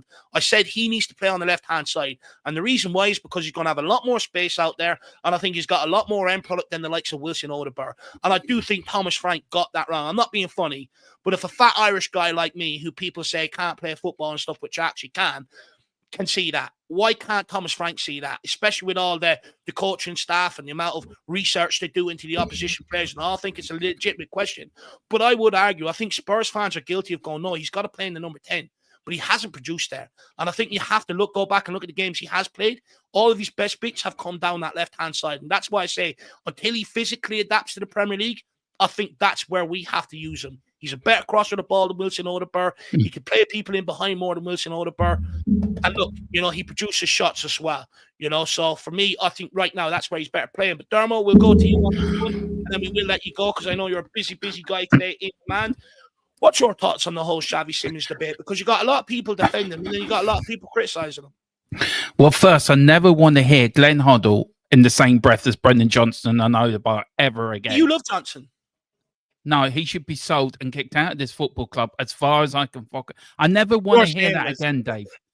That is going to give me nightmares. You put in Glenn Hoddle in the same breath as Odobur and Johnson. Never again, please. No, I didn't put them in the same breath. I think you're missing my point. I said I have to go and watch clips of our old great attacking players to realise that the demands I put on some of our current crop isn't unrealistic. Yeah, Glenn Hoddle and this team would make this team so much better. He's a once-in-a-generational, like Harry Kane, once-in-a-generational talent. On Simons, I mean, he's only had 4 games. Come on. He's only had 4 games. I agree with you, he should play in the left. I think he's more effective on the left. I think Sarr, for me, is a better number 10. I do agree with you in that. I think we have missed Papa Sarr in there.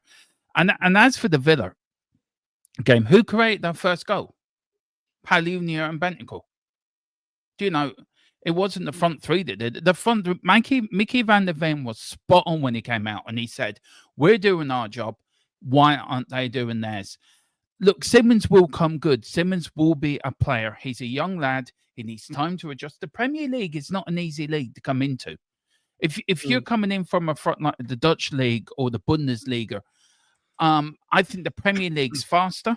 It's more aggressive. And he needs to take time to get to that standard and get to that level. He will come good. I think we've got to give him time. The likes of Johnson and Odobur, they've had their chances. Get rid of them. Clean out. And also, Dave, very quickly, just to go back on another point you were talking about, we're now going through the mismanagement of Daniel Levy's transfer policy for the last 20-odd years. It's now coming back to bite us on the arse. This going down this youth policy. It's now come back to bite us. Where's all the youngsters? I was saying it on my channel yesterday and the day before, and I've been saying it for a while. Tottenham have ruined the youngsters that came through Paratici sort of line, have ruined them. Why isn't Anthony Devine within the first team squad? Why isn't Mikey Moore within the first team squad? They need to learn. If they're going to learn to play for Tottenham in the Premier League, they have to be in and around the first team squad for a season and become a squad player. And then earn their right to become in. We're now going through a mismanagement of bad buys, bad intel, bad scouting, and it's come back to haunt us. And where we've got a really good first 12, I would say, or 13, some of the rest of the squad has to be really looked at. We haven't got a squad. We've got a good first 12, and then the rest of it is okay. That's not good enough. Not for the size and stature of Tottenham Hotspur Football Club. No way. You look at Newcastle, you look at Aston Villa. They have 1 or 2 great players, but they've got a squad to compete on all levels. We don't. And we keep relying on the same players again and again and again. Xavi's going to get injured. Kudus is going to get injured soon. And if we lose them too, what creative do we have? None. Because we haven't bought rightly.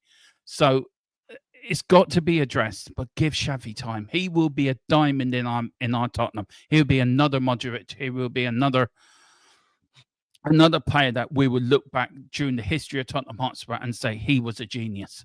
He will be. He's got the talent. He's got the ability. Give him time. Because the worst thing we can do is get on his back now and slag him off. That's the last thing he needs. No, look, I completely hear what you're saying. I think, the reason why fans maybe are hesitant to give people time now is, look, it's the modern day we live in, right? We expect people to start producing straight away, to demand and all that sort of stuff. But, we've heard with Wilson Odobur, give him time, hasn't improved. Matisse Tal, give him time, hasn't improved. Brennan Johnson, give time. hasn't improved. You know, and I think that's where people are starting to judge players now more or less straight away. It's like we can sit here with the time narrative, but are they going to improve? But what I will say, to back Dermot up, I do see more than enough technical ability in Xavi Simons to be able to produce consistently. I do see that vision that he has. I mean, that ball over to Pedro Porro, I still wank about that before I go to sleep at night. You know, that little chip over the top for Porro, I can't remember what it was. You know, I haven't seen a Cam do that in I don't know how long at Tottenham Hotspur. So I do think there's more than enough there. I just think, unfortunately, the Premier League is more physical and it's more faster than any other league in the world. And I think that's the adaptation that Xavi Simons needs to make. And when he does, same with Wirtz at Liverpool, to Simon Cohen's point, and other people have made the point on here on the panel today. I think once they do, then you'll start seeing a lot more, especially out of Xavi Simons. That's all I really care about. I don't care about Wirtz, but I do think he is struggling with the physicality of the Premier League it's to a large degree. But Darmo, why do people need to get over and smash that subscribe? Yeah, if you'd like to hear what I'm saying, we're really kicking on now. We're putting out daily content now, nearly every day now. We're matching our match day build up as well. We're doing live predicted lineups. We're trying out new things. Check in tomorrow at 1 for me and Dave's podcast, Irish Lads Talk Spurs, where me and Dave talk everything about Tottenham, Ireland, and football in general. Dave, I've got some bouncy questions for you tomorrow that I've written today, so keep you on your toes. Yeah, and look, we're on the march. We've got over 2,200. Then we're on the march to 3K. I would love to get there before the end of the season. Please help me relive my dream. I want to beat Dave. I know Dave's got a head start on this, right? I've let him. This is like the hare and the tortoise, right? Dave's the hare. I've let him get ahead. Him and Jack get ahead, right? I'm the tortoise. I will win the race at the end of my lifetime. I will be the biggest Tottenham Irish Spurs channel. So, Dave, I'm coming to get you, son. I would say one thing you failed to navigate there is that I've also got you on my side when it comes to that, Dermo. But look, you know, make sure you do get across and subscribe. I'm going to freeze myself. I'm going to live forever, Dave. I'm never going to die. I'm going to become an AI. I'm going to live forever. I'll tell you what. I thought Dermot talked some shit before, but he just keeps getting better and better and better, doesn't he? Big up, Dermo. I really appreciate your time today, people. We did put the link in the chat. We had it up on screen. Get across the THFC till I die. Make sure you smash that subscribe button. Dermo, enjoy your evening, my man. Hopefully we get the win. Yeah, we'll do. And I'll speak to you later. Come on, you Spurs. See you later, my man. See you later. Aaron, we're going to let you come in on the Xavi Simons debate. I just want to take a comment here. We've got go ahead. Phil Coy's. Big up, Jason Bad. Good to see you. Hopefully you're keeping well. Sorry, he says, I'm so confused. Why are we judging Simons after 4 starts for Spurs? Let him breathe, for F's sake. Calling Simons a flop is absolutely ridiculous. The word flop should not be labelled at Simons after 4 starts at Spurs. There's so many players that have not hit the ground running straight away and become great players. Salah, De Bruyne, and Modric. What I will say is, Phil, we're not saying he's a flop, but I think there needs to be an understanding. Me and Jack live in this sphere. You know, we're checking socials every day. We're reading media reports every day and stuff like that. So what we do is we take what are the hottest discussion topics and we bring them here. Also, we try to bring up our own as well, that maybe we think the press are maybe over stuff. So it's not us calling Spurs of Simons a flop, but it is something you see right across the board. Articles question, is he the real deal? Fans also giving their opinion on him. But go on, Søren. What's your opinion on the Simons debate? Yeah, I mean, I think all those people that have labelled him a flop should go back to playing Championship Manager, because that's about your standard of judging players. Look, when we went in for him and we signed him, most of us were saying, this lad is a hot prospect. He's one of the biggest prospects in Europe. Nobody said he's ready right now. Nobody said he's going to come into the Premiership. And they didn't say he was, going to be world class or an absolute game changer right now. Most people said he will be an absolute banging player. Didn't say right now. They just said he will be a banging player. Now, he's a prospect. Again, he is one of the top prospects in Europe. He needs time to settle in. I said it earlier. He's come to a new country, a new team, a new philosophy. He's a young player. I don't understand why everybody suddenly thinks this kid is going to come in and just hit the ground running and be the world's best player. It's more so we needed him to, isn't it? We needed him to, and I think that's where maybe the disappointment comes around. Yeah. We did need him to, but he was never going to. That's the thing. I mean, you look at all the good young players. There isn't many. I mean, there's always an exception, but there isn't many that come into a team, especially when you move to the probably what is classed as the best league in the world, and suddenly hit the ground running. It takes time. Now, if you go back, anybody goes back and watches the first few discussions we had on Simons on this channel, me, Dave, I think Jack said similar. We all said he needs to play on the left. He's not ready to play down the centre. We need solid midfield and let him play off the left coming in. And everybody laughed. Everybody told us he needs to play at the number 10. That's his best position. Well, again, we've been proven right. You know, I don't like saying things like that because I think it's a shitty thing to do. But we said this guy needs time to settle into the team, keep the midfield strong, play him on the left, let him come in and let him do his work that way. And everybody that's telling us Odebear and telling them what aren't good enough, well, let Simons do the job then. The few games that he has actually played all right, he's played on the left, like you said earlier, Dave. And just keep moving him in a little bit and just keep giving him that chance. But that midfield has to stay strong. And if you look at when we was winning games, we had that solid midfield three, whether it was Papstar, whether it was Bergvall, whether it was Paulinho, whether it was Bentancur, but it was a three solid players and Simons on the left. We've changed it. We've brought Simons into the middle, which all these fans that are now saying he was a flop wanted. Fair. And all of a sudden we've started to lose a few games or we've not looked as solid. Well, hopefully Frank will see that. But anybody labelling this kid as a flop, then I just hold my hands up and think, I've given up with you. Because 4 games, 5 games, what do you want? Look, I think it's way too early to be writing Xavi Simons off personally.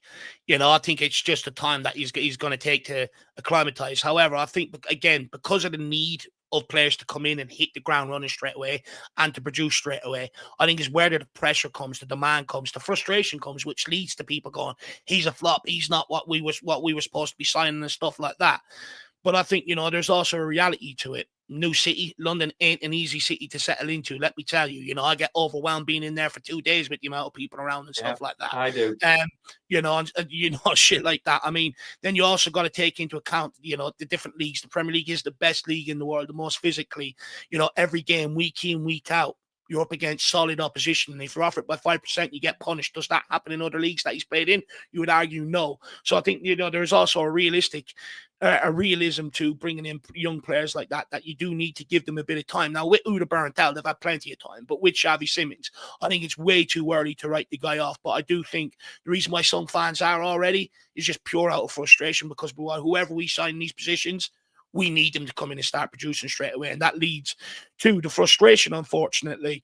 We've got Arts T here. He says, when you watch Sunderland, Palace, Bournemouth, and even Brentford, you're at the edge of your seat. But with us, we don't know when the next goal will be.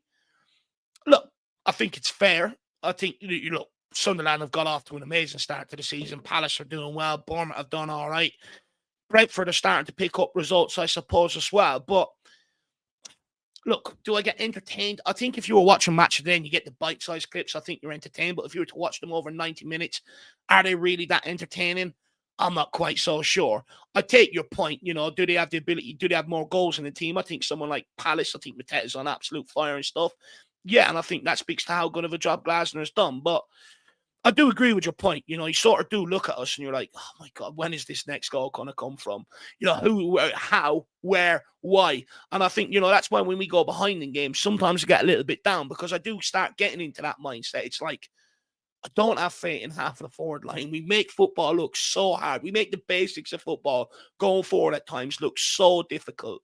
And we're so far off being a really good front line. There's no cohesion. There's no link-up play that you see with other teams and players and stuff like that. You know, it's just basically one player looking to get on the ball and take 10 players out of the game. It is very, very frustrating. However, I do get excited when we get set pieces because I do feel like we are going to get someone on the end of them. but I don't want to become what Burnley used to be under Sean Dyche, where they used to celebrate set pieces. What West Ham were at one stage under David Moyes, a set piece team. It's not sustainable for a big team like Tottenham. Set pieces and being great from set pieces should be added to your having a good front line and being able to rip them open from play. So I do get frustrated, and I do get your frustration. Jack, anything you want to say to Artis? Oh, you're on mute, lad. Sorry about that again. I would make the case almost all those teams do have a better forward line than us, maybe apart from Sunderland, but we only just, we don't know their team maybe as well. That guy Isidore does look like a decent player, and we know they've invested quite a bit in their side. But Bournemouth, likes of Semenyo, Evan Nielsen, they have David Brooks, they have decent players in that forward line. Tavernier, Clivert, all probably would walk into the Spurs team at the minute. You would also look at Palace, Ismail Assar, the likes of Yeremy Pino. They have, of course, Mateta, who's on absolute fire. Majority of their players walk into this team. And even that guy, Brentford, Igor Thiago, I know it's taken him a while because, but everyone knew that he was a great player. He just had sort of these ridiculous injuries that just kept him out. But since he's come back in, I think he's like just behind Haaland or something and like the top goal scorers of the league, at the minute, maybe apart from Mateta as well. So you would say majority of those players or majority of those teams, you would take a lot of their players and you would immediately put them in our starting lineup in the forward line. So that's probably why I would say you have them. You think that they're more attractive to watch because they just have better players in the forward line. I think that's an absolute fair play. But that shows the standard that we're talking about teams like Bournemouth, Palace, and Brentford having better forward players than us says a lot. I mean, the forward line produced 17th last season, didn't they? So I think you're making an absolute fair point. Let me know what your thoughts are on that, Archie. I think Jack's hit the nail on the head. Spilver Spurfer says, come on, you Spurs, let's tax Monaco. Is it Monaco one of them tax havens? Yeah. Am I correct? Yeah. So I get the joke, my man. Big yourself up. It's like their own independent country or something like that. Country within a country. It's weird. And it's a very, very, very rich place. And I believe a very, very nice place. I've never been, but when they interview a lot of celebrities and sports personnel and all, they always seem to be away in Monaco, and it looks absolutely fantastic. And also the Grand Prix, I've seen that out there as well. I haven't been out there to see it, but I've watched it on telly. It looks an amazing place. But yeah, look, let's tax them tonight, my man. Absolutely off for that. Great killer line. And then we've got Trev says, he's even worse on the left, mate. # Levy in. Well, look, Levy's gone, so unless you're maybe, having a pop at Rhino or a joke at Rhino's expense, I'm not quite so sure. But Levy's gone, so that debate is well and truly over. But Xavi Simons worse on the left. Look, what I mean by why I think he's been better on the left is we've seen more out of him where he's looked a bit more dangerous, putting good crosses into the box. And I think technically he's better than Udeburn. I think he's got more end product. And I just think out on the left, you're not up against 3 or 4 guys all the time when you're receiving the ball. Usually you've only got your fullback, and I think Xavi Simons is good enough to give his fullback, a horrible game. And that's why I think he's better on the left. And when you look, when he has played down the middle, you never see him out there on the right-hand side going down Kudus' side doing stuff, but you always see him down the left-hand side, down where Udeburn is playing. Why? And I think that's because he realizes he can get the ball in space out there and go and cause damage. And that's why he keeps drifting out there. Why he doesn't maybe drift out to Kudus and Porro's side. A, he's probably instructed to stay well away from there because they create more than enough. But also B, Kudus is always double marked. So it's sort of like he's not really going to find as much space out there, is he? So I think that's why you always see him naturally drifting out to the left to pick up the ball, because there's a lot more time and space out there when he receives it. And that was my whole point on that one, Trev. So let me know your thoughts on that in the comments. Guys, I do want to have a conversation around a certain Papamata Sarr as well. Big up the owl lad. He says, Xavi was our big Champions League signing, so he better wake the F up and act like it. And look, I think that's a fair point. I think there was a lot of expectations coming in here. When I did maybe express that was going to take him some time, and I wasn't overjoyed like everyone else. I got absolutely ridiculed for it. But I do agree with you. At some point, he's got to start producing, I suppose. But what I would say is that I think, I've seen more than enough to realise that he's probably going to do better than Udeburn and Matisse Tell have done so far at Tottenham Hotspur. But let me know your thoughts on that. I know you're a very hard man to please at time that. And then we also have Ever Trev is back here again. I want Eze, not Xavi. Look, I think they both have great hairdos, to be fair. Yeah, I just really like Eze. At Palace, he was humble in his interviews, a really exciting player to watch, producing week in, week out for a team like Palace, had the ability to be able to put the team on his back at times. And I feel like, we missed a massive coup there. I feel like, I also think he's maybe made the wrong mistake going to Arsenal. I think he's gone there out of love, because he's an Arsenal fan, more so than actually out of what's best for him in terms of football and wise. And I think he would have had a much bigger impact arriving at Tottenham than what he would have at Arsenal. And I just think, the Premier League experience as well was something why I wanted Eze, because he's been there, he's done it, he's produced. You're not signing a bad player. With Xavi Simons, it was always going to be a risk. Could he come in and start delivering straight away? And he hasn't. So I think that was always going to be a risk, and that's why I did prefer Eze. However, I do like Xavi, and I don't mind his hairdo either, actually, to be quite frank. But look, guys, I do want to have a quick conversation around Papi Matisaurus Rex before the lineup comes out. But many Spurs fans, like me, are very puzzled why Thomas Frank has made the decision to drop Papi Matasar out of the starting lineup, especially given the significant impact he's had on our strong start to the season in general. At one point, he was involved in nearly every goal we've done. Even if he wasn't assisting it, he was the guy turning over the ball that led to the goal and stuff like that. Why do we think that Thomas Frank has chosen to leave him out? Because I'll be honest, we were under a similar situation under Postecoglou. Sarr was coming in, being a destroyer midfield. Postecoglou took him out. Things went tits up. Underneath Antonio Conte, we went out to the San Siro. He was the best midfielder on the pitch that night. Conte didn't really put much faith in him, didn't really show him that trust. Why? What am I not seeing that three managers maybe don't rely on him as heavily as what I think they should? Well, there's a period where he was injured, to be fair, with Papi Matasar. So that might have been some of the reasons why he was left out for at least a couple of games. But then more recently, you would question why he's been left out. I think that's, like I said, I don't really have too many big judgments yet of Thomas Frank, but that would be one of them at the minute. Is just when he's had an opportunity to make a change in midfield, I think he could have probably gone for Papi Matasar just because it is one of his best performing players this season. I don't think really Papi Matasar, I could be wrong, but I don't know if he's even had like a bad game or a bad performance yet. So you would say that he is someone that should try to be injected back into this team somehow. Maybe Bodo Glimt was the one game where he but everyone pretty much had a bad day against Bodo Glimt. But that's how I would say, yeah, he needs to be put back into this team. I think he brings so much going forward. Defensively, I think he's almost as solid as everyone else. He's probably one of the best pressers in the team, if not the best presser in the team, in my opinion, because he just gets about, covers so much ground, and then is very strong in the tackle. Like, he puts in good challenges. And we just know, like I've mentioned a million times, this guy finds a way to pop up with a goal, pop up with an assist in big games. And I would love to have Papi Matasar back in the team. No, and look, I think one thing he offers as well is goals from outside the box. He done it a couple of times last year in big games. And to be fair, this guy always rocks up in big games, usually scores or assists in big games. And it's something that I struggle with because, I know he was injured at parts last year, but even in the first season, there was a part where Papi Matasar played a lot in the first 10 games. All of a sudden, then was out of the team for a while and on the bench and stuff. And I don't understand why. Conte just failed to really put his trust in the kid, despite him producing on the football pitch. Don't understand why. And I really don't understand why Thomas Frank took him out. I do think part of it is to King Hoddle's point, to maybe accommodate Xavi Simons, maybe a guy that he was hoping could come in and produce more in the number 10.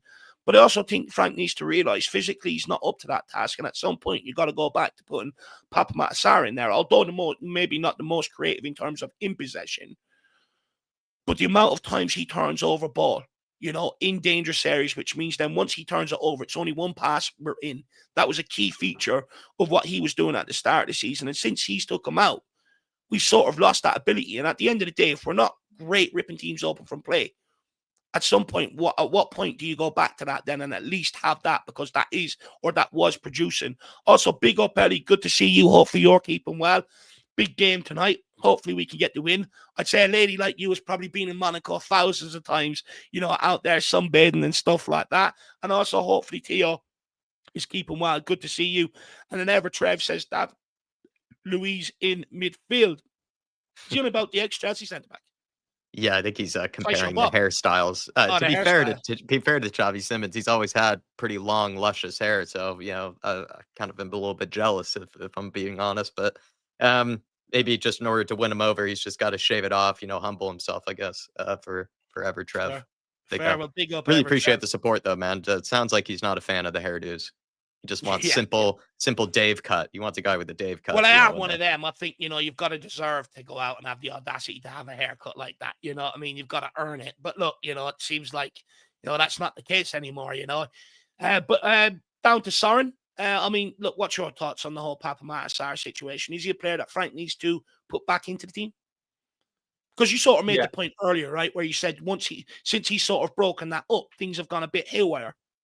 Yeah, I mean, I've been a big fan of Papsao. If you go back to the Conte days, then I kind of think as much as that, we said at the time that Papsao should be playing more, but he was only 17, 18 or something, so he was a young kid again.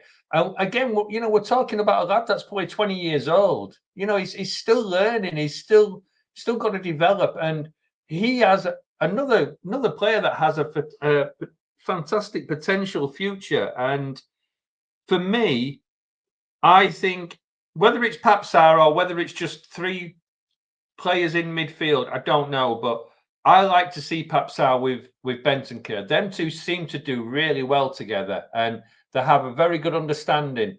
And to me, like we said, you put Papsar, you put Bentancur, and you put Paulinia behind them, and that is a solid midfield. You then put Xavi on the left, Kudus on the right, and as much as a lot of people in the chat don't like it, Richie up front. I don't think Moan is ready to start yet. I think he will be the starting within a few games, but I just think he needs a little bit more time to get some fitness, to get, he's not played for a long time. He's totally unfit. He doesn't look anywhere near game pace. And for me, Papsar goes in that midfield. And I think one day he'll be a midfield general. I really think he's got that much potential.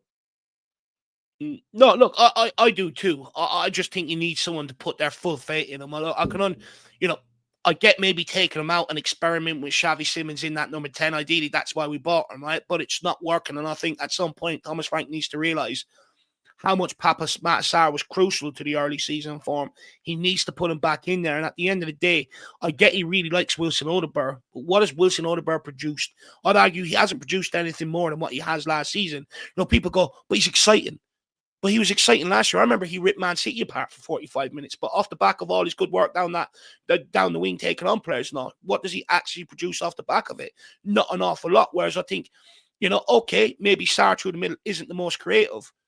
But I think Kudus and Xavi Simons off either wing would be a hell of a lot more creative than what we're seeing. And I think it would help us maybe pick up more points and win more games. Needs must at this point. That's where I'm at. I just don't think... And I think there is a point where you can move Xavi Simons into the 10 once he adjusts to the Premier League, and he will do that out left. And then I think naturally you can move him inside and look to change it up. But right now, if I was Thomas Frank, I would go back to putting Papa Matasar in there with Xavi Simons off the left. Rooty too, good to see you, my man. And you're absolutely spot on with this. Our academy boys just secured 3 wins out of 3 in the UEFA Youth League, winning 4-2 against Monaco. Perhaps they should take over the grown-ups' main match tonight. They're absolutely flying in the Youth League. They made light work of Bodo out there as well, which the senior team failed to do and stuff like that. And look, they've been a decent watch so far. I think 1 or 2 of the games have been shown on BT Sports and stuff like that. They've done well. Let's hope it can continue, because I wouldn't mind seeing the Utes get into maybe a European final or stuff like that. I was buzzing when they won the league a couple of years ago, and the cup. Me and Jack were absolutely buzzing watching it, so I wouldn't mind seeing them continue on. But it does go to show that we do have some good youth players. Why aren't we seeing more? Maybe make the jump up into the first team. I think it's a huge question that needs to be asked around Tottenham Hotspur. What is the plan behind it? But big up, Rooty, too. Good to see you. People saying are the lineups out. I think it's not out on the Spurs site yet, but I can pull up one that is a slightly different graphic.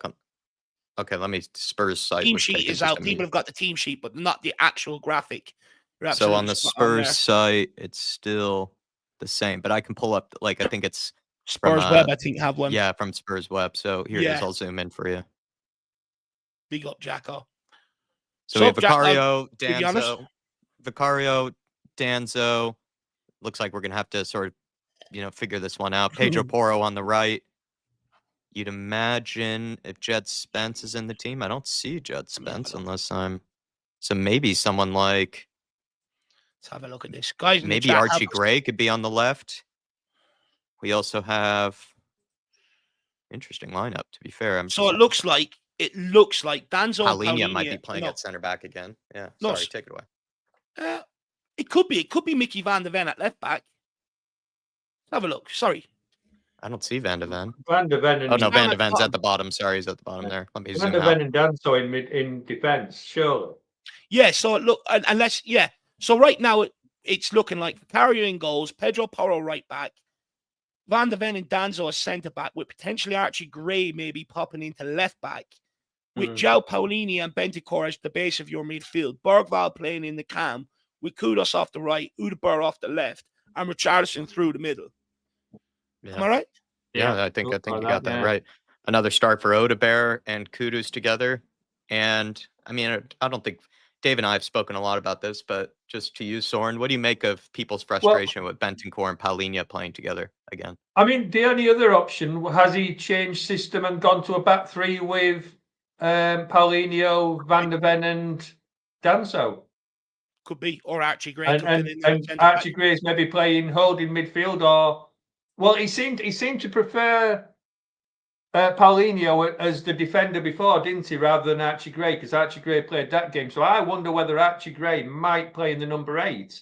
But I mean, who knows with this team? No It's Xavi a little Simons. bit all over the place. It'll be an interesting lineup, but it's a brave lineup as well. It's a brave lineup to go away with that team. But then, I mean, if we've got players out injured, then I suppose. But I'm surprised Spence ain't playing if he's not injured, is he? So I was just going to say, I wonder does that allude to Adoghi's injury being a bit more serious and the need to sort of keep Jed Spence fresh?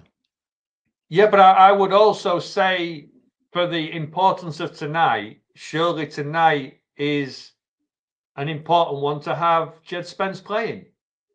Spence is on the bench, but no, I think Dave. Yeah. Kinski, Austin, Xavi Simons, Brendan Johnson, Jed Spence, Patmat Tassar, Kolomoani, Dane Scarlett, Callum Olasesi, Junai Byfield, and then Luca Williams-Barnett. Big up to Williams-Barnett and Byfield. They probably made a very quick trip over, to make the bench today since they were just in the youth league. But the big. Yeah, go ahead, sorry. Yeah, no, I was just going to say I'm very surprised if he's playing Gray at left back. We'll find out, I guess. Yeah. Well, there is the opportunity for Gray to play centre back and Van der Ven to move out to left back if he is 4 at the back. Yeah, or even Paulinho again at centre back, and then Gray. I was going to say I wouldn't be surprised. That's what it will be. Paulinho at centre back with Danzo, Van der Ven left back. I would, probably correct there.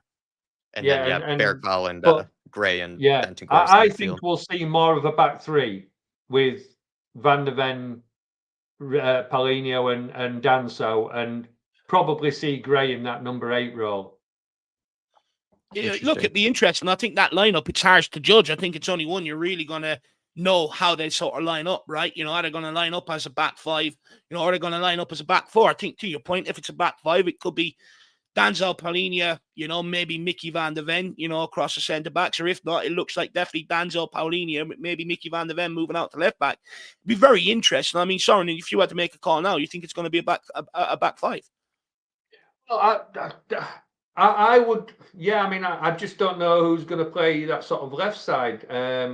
I think we'll see probably like almost a back 4 in theory, but Porro up front and just leaving the 3 of Paulinho, Van der Ven and Danso as 3 defenders. And literally, I just don't know who's going to line up on the left side. Whether it's going to be Gray. Pardon? We were also just talking about Papa Matsar. I think this is an interesting point here from Spurfer. Starting Gray over Sarr seems a bit sus. I mean, the few times we've seen Gray and he's played in that number 8, he's actually looked quite good. So I think he deserves the start. But, it's one of those, it's a mystery with Papsar, because I think Phil Coyes or somebody in the, was it Glenn or King Oddle? Somebody said about, what's going on with the fact that Sarr's not starting again. And that's a question that probably does need answering. Maybe he's not doing it in training. We just don't know. But that's the thing I struggle think, though. He doesn't seem like a guy that would bin off training. He seems like a guy that would put his all in. That's just me looking from the outset in. But yeah, I mean, I agree with you. But I don't see. I don't know. I just get the feeling Frank is not one to put Gray in defence again. We saw it last time when we were sort of saying, "Oh, Gray's going to be left back or centre back," and he didn't. He put Paulinho in that, and I think he'll do the same again today. I think we'll almost line up, like you say, either Van der Ven will go left back, but kind of plays a back three, or I just don't see Gray playing left back. I honestly think Van der don't. Ven will be left back. I think I think it will be Van der Ven moved out to the left. Yeah, I mean that seems more logical with Porro on the right, and sort of almost keep Paulinho, Danzo, and Van der Ven sat back as a back three kind of thing. I also think playing Van der Ven down the left would help unlock Wilson Odegaard. I think when you got a left footer down that left hand side, we can play him more direct. Whereas when we're playing with a right footer, we're always looking to cut in. It's a lot more slower. It's a lot more predictable. And I think maybe that's the thinking behind it away from Thomas Frank. That defensively we're going to have to try and be compact, but when we're going forward, we need to be direct. And probably putting a left footer at left back is probably maybe the thinking behind it. I'm guessing. Well, I mean, Harmless in the chat has put Porro on the left and Gray at the right, but I don't see that. Yeah, we haven't seen that before. Right. Yeah. Under any manager, I don't think we've ever seen Porro on the left. I think probably also just the noticeable, absences are Xavi Simons being dropped to the bench for whatever reason. Maybe it has to do with just overloading, or just also maybe just didn't see the need for him tonight, wanted to go with something different. Like we brought up, Xavi Simons hasn't necessarily been tearing up any trees, so maybe he's just giving someone else like Bergvall an opportunity. Bergvall is ahead of Pop Sarr, as much as we all love Sarr. Bergvall has been given the nod instead. And then once again, despite I feel like the standard being pretty low in terms of performances, I don't think Odegaard has been ripping up any trees either. But once again, Odegaard being picked ahead of Brennan Johnson, even though he was asked about Brennan Johnson just the other day in the press conference, I think also says a lot at the minute. The fact that Brennan Johnson hasn't started the last 5-6 games and Odegaard has just continued to be rolled out there shows that, I mean, you and I brought this up, Dave. I think he is starting to have this faith in certain players over other players, regardless of their performances or anything. He seems to prefer Odegaard over Johnson at the minute.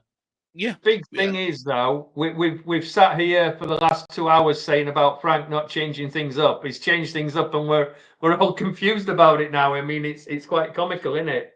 Well, if we're confused, you can only hope that sort of, the opposition manager is confused trying to get our lineup together and stuff like that. And hopefully, Frank does it. I think maybe Frank does it on purpose so that all of a sudden we can get off the quick start like his Brentford teams used to do, be 1-0 up, and all of a sudden the opposition are shell-shocked and stuff like that. It could be a part of the reason. But look, anyway, I do think, it's a good enough lineup to be able to pull a result tonight. But just quickly, guys, I mean, look, before we end up, how much pressure is on tonight, especially off the back of that draw against Bordeaux Glimt? Is today a must win or just a must not lose? Because you've got to remember, we've got some tougher games coming up. PSG, Dortmund, Frankfurt, a lot tougher games. You take it, Soren. I mean, look, I said at the beginning, I want us to win every game. I think tonight is certainly more emphasis on we don't want to lose. We definitely don't want to lose tonight. Is a point good enough? A point away from home is always a good result. I'd still like to see 3 points on the table, obviously. And I think it's going to be a tough match, and especially with the team we've picked. And again, we go back to, it shows a few injuries to the team and we're absolutely knackered again. But yeah, look, a point's not the end of the world, but I want to win. Of course I want to win. Sorry, I'm just taking my notes for the pre-match, post-match reaction after, just about the starting lineup and stuff. But look, for me, if we don't win and we take a draw, is it the worst thing in the world? No, it keeps us in the hunt. However, to my point that I made, with some of the dropping points to likes of Wolves and stuff, I was arguing there the games you need to win so that if you do drop points to like an Aston Villa, you still have that sort of buffer rather than clawing their way back like they did. I think there was like 7 places separating us heading into the Villa game. 1 win, all of a sudden they're 1 point behind us, and it drags us right back into that sort of chasing pack, whereas winning would have separated us. And I think today it's the exact same sort of game. I think if we can, we've got to try and win this, because then you got Copenhagen and Slavia Prague coming up. You favour Tottenham to win both of them games, and all of a sudden then you go into the last 3 games against real big opposition, maybe only needing a point and enough to secure yourself getting outside the top 8, rather than having the pressure to go and try and beat a PSG or go and try and beat a Borussia Dortmund and stuff like that. So I think, if we can tonight, don't get me wrong, Monaco are a decent team. There's been a lot of change there this year and stuff like that. Let's not forget, I know they done well against Man City, but I think it was Club Brugge or something like that slapped them up on the opening day.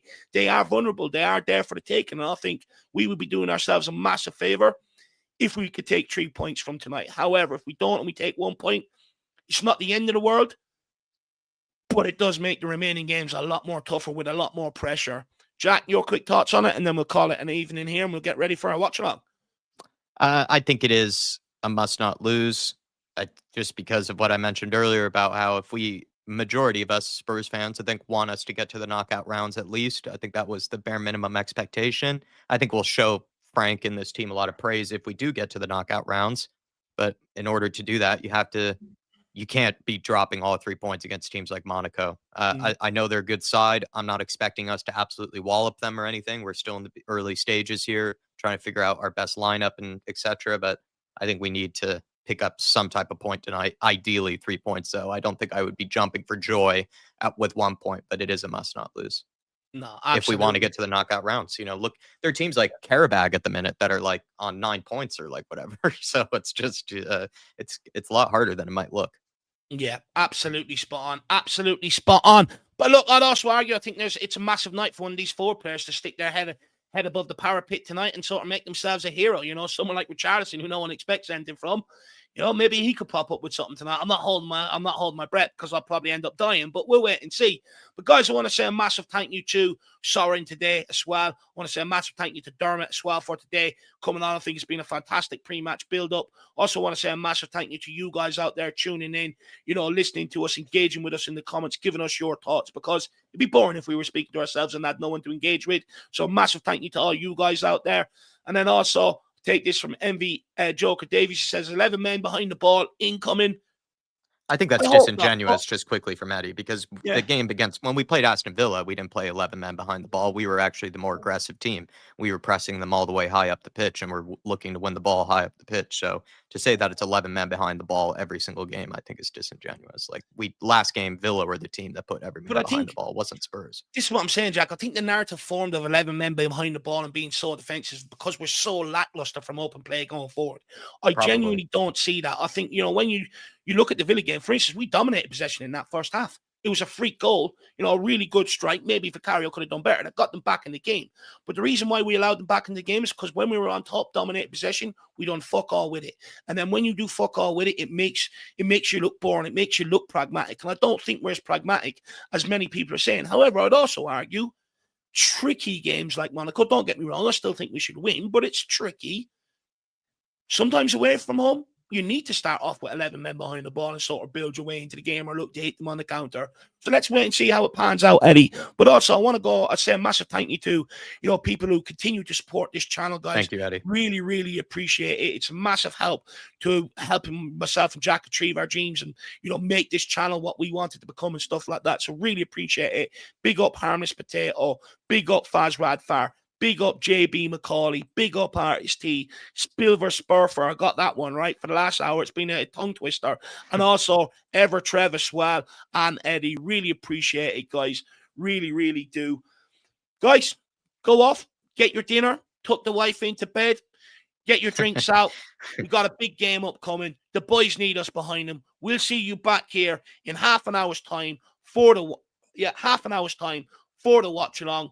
Don't go anywhere. We've got all the match stats going up on screen, whether live, the lineups rotating, just to give you guys more information on what you're watching and stuff like that. So, guys, stay tuned. We'll see you all back here in half an hour. As always, come on, you Spurs, in the Thomas Frank we trust. Let's fucking go. Come on, you Spurs. Come on, boys. Champions fucking League night. Conquer the French Riviera.